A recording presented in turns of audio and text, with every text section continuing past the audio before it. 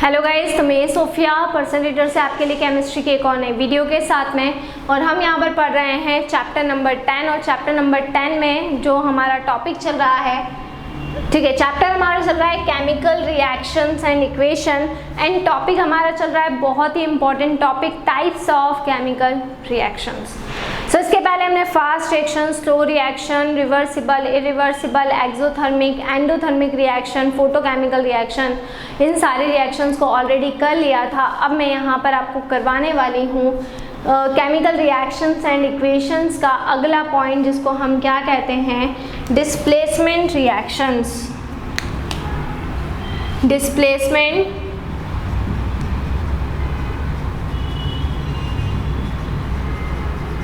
Reactions, ठीक है। So displacement reaction क्या होती है और डिस्प्लेसमेंट रिएक्शंस का मतलब क्या होता है, ये हमको देखना है।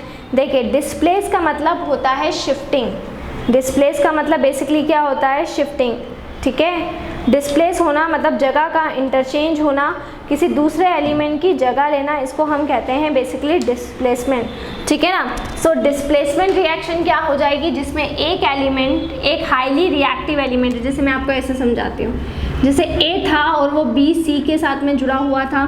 सो ये एक कंपाउंड था जिसमें बी और सी जुड़े हुए थे, और ए ने इससे क्या करी, रिएक्शन करी। सो ए जो है वो बी से ज़्यादा रिएक्टिव है। ए किससे ज़्यादा रिएक्टिव है, ए बी से ज़्यादा रिएक्टिव है। A is the most reactive element then B.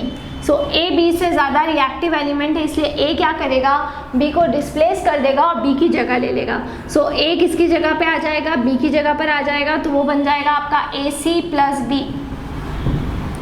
A C plus B. So ए ने किसकी जगह ले ली, सी के साथ में ए शिफ्ट हो गया।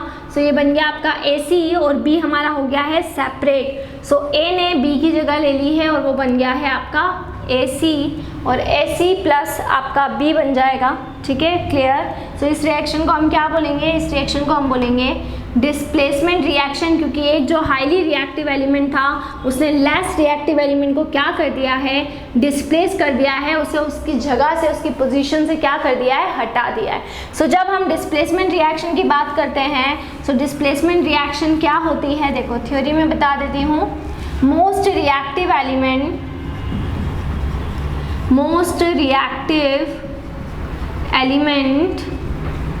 most reactive element displace a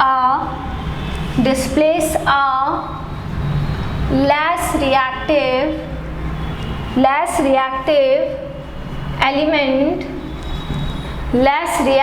element from its compound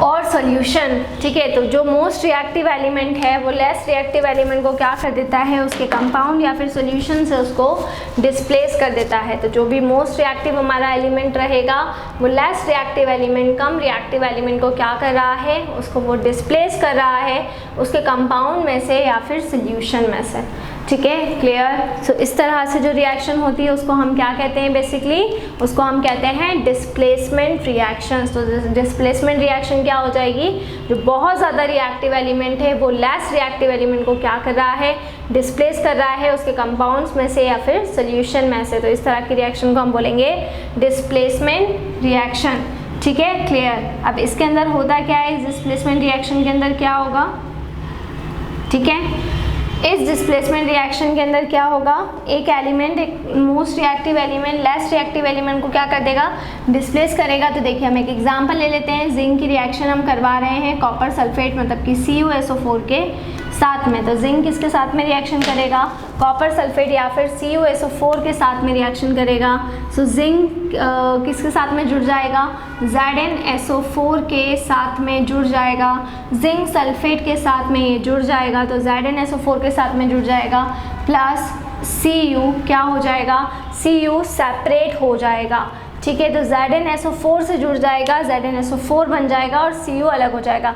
क्योंकि जिंक किसके साथ किससे ज़्यादा रिएक्टिव था, कॉपर से ज़्यादा रिएक्टिव था, इसलिए जिंक ने किसकी जगह ले ली, कॉपर की जगह ले ली है और क्या बना दिया है उसने, जिंक सल्फेट को फॉर्म कर दिया है, जिंक सल्फेट को बना दिया है। तो यहाँ पे हमारा जो प्रोडक्ट बनेगा वो ZnSO4 बन जाएगा। इस तरीके से अगर हम कॉपर की रिएक्शन करवाते हैं सिल्वर नाइट्रेट 2AgNO3 के साथ में, ये होता है हमारा सिल्वर नाइट्रेट। तो अगर हम रिएक्टिविटी सीरीज़ की बात करें तो कॉपर ज़्यादा रिएक्टिव है, एक्टिव है as compare to silver. So copper क्या करेगा, सिल्वर को रिप्लेस कर देगा, सिल्वर को डिस्प्लेस कर देगा। तो कॉपर सिल्वर को डिस्प्लेस कर देगा, ठीक है, और सिल्वर क्या हो जाएगा, सिल्वर बाहर हो जाएगा। सो इस तरह से हमारी रिएक्शन होगी। सो कॉपर क्या कर रहा है, कॉपर सिल्वर को डिस्प्लेस कर देगा, ठीक है, और इस तरह से हमारा क्या बन जाएगा, हमारा क्या बन जाएगा, प्रोडक्ट बन जाएगा, ठीक है। तो यहाँ पर ये हमारी ये वाली प्रोडक्ट वाली रिएक्शन हो गई है। फिर इसके बाद में अगली जो रिएक्शन होती है वो होती है double displacement reaction. Double displacement reaction इसको हम कहते हैं। सो डबल डिस्प्लेसमेंट रिएक्शंस क्या होती है, देखिए डबल डिस्प्लेसमेंट रिएक्शन वो होगी जिसमें क्या होगा, an exchange of ions between the reactants, an exchange of ions between the reactants, an exchange of ion between the reactants take place to form new products,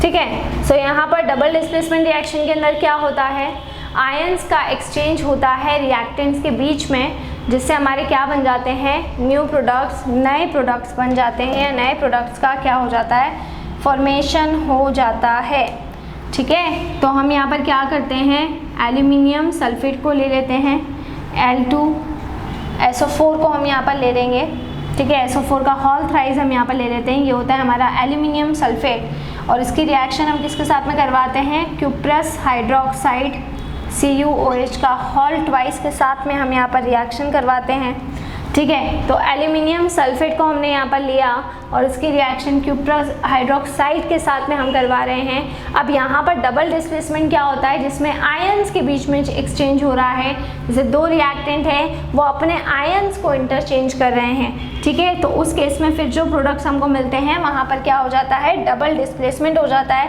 जैसे अब यहाँ पर क्या बन जाएगा, 2Al बन जाएगा और OH का 2Al और OH का होल 4 हो जाएगा ये, ठीक है, क्लियर, या होल थ्राइस हो जाएगा, सॉरी, यहाँ पे 2Al OH का क्या हो गया, होल थ्राइस हो गया। होल थ्राइस क्यों हुआ, क्योंकि यहाँ पर और यहाँ पे आप ले लेंगे 3 ले लीजिए यहाँ पे। सो 2Al OH का होल थ्राइस यहाँ पर हो जाएगा, ठीक है। अब बचा क्या, कॉपर और सल्फेट बचा, तो यहाँ पर आपका निकल जाएगा, यहाँ पर आपका निकल जाएगा कॉपर सल्फेट, जिसको हम बोलेंगे 3CuSO4, ठीक है। सो ये रिएक्शन क्या कहलाएगी, इस रिएक्शन को हम बोलेंगे डबल डिस्प्लेसमेंट रिएक्शन। और इस रिएक्शन में क्या हुआ, आयंस के बीच में एक्सचेंज हुआ है, जो आयंस थे उसके बीच में एक्सचेंज हुआ है, ठीक है। सो यहाँ पर देखिए हमने कितने टाइप्स ऑफ रिएक्शन पढ़ ली, fast and slow, reversible, irreversible, photochemical, exothermic and endothermic हमने पढ़ा। उसके बाद displacement reaction and double displacement reaction, इतने टाइप्स हम इसमें कवर अप कर चुके हैं। नेक्स्ट वाली वीडियो में मैं आपको और कुछ टाइप्स ऑफ केमिकल रिएक्शन कराने वाली हूँ, कुछ और बाकी हैं, उसके बाद में ये टॉपिक हमारा कंप्लीट हो जाएगा। तो फर्स्ट चैप्टर में बैलेंसिंग और ये जो रिएक्शंस के टाइप्स हैं बहुत इंपॉर्टेंट है, ये आपको बहुत ही अच्छे से करना है। सो इसी तरह से जुड़े रहिए हमारे साथ में, वीडियोस को लाइक करते रहिए, चैनल को सब्सक्राइब करना ना भूलें। कोई भी डाउट, कोई भी क्वेरी हो उसे आप कमेंट बॉक्स में डाल सकते हैं। और अगर आप हमसे ऑनलाइन होम क्लासेस पढ़ना चाहते हैं सो हम आपको ऑनलाइन होम क्लासेस की फैसिलिटी भी प्रोवाइड कर रहे हैं। हमसे ऑनलाइन होम क्लासेस पढ़ने के लिए डिस्क्रिप्शन में जाकर सारी डिटेल्स ले लें और हमसे कॉन्टेक्ट करें। घर पर रहें, सुरक्षित रहें, बाहर ना निकलें, बहुत ज़रूरी हो तो ही बाहर निकलें। Stay home, stay safe. Thank you so much.